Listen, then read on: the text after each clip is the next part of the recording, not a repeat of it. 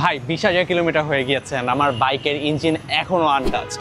But that's a sign that you are not maintaining your bike's engine properly. Inside the crankcase, there's an oil strainer. Basically স্ট্রেইনারটা বিভিন্ন ধরনের debris oil পাম্পে rich করার আগেই catch করে ফেলে। And over time, this gets clogged with sludge, metal shavings, burnt oil deposits.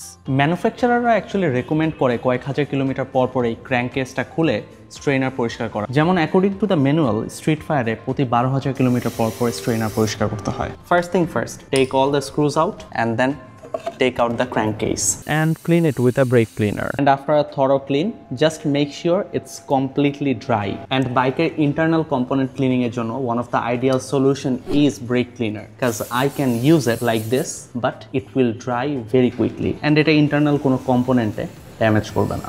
And I especially prefer this one because এই brake cleaner টা chain cleaner হিসেবেও কাজ করে।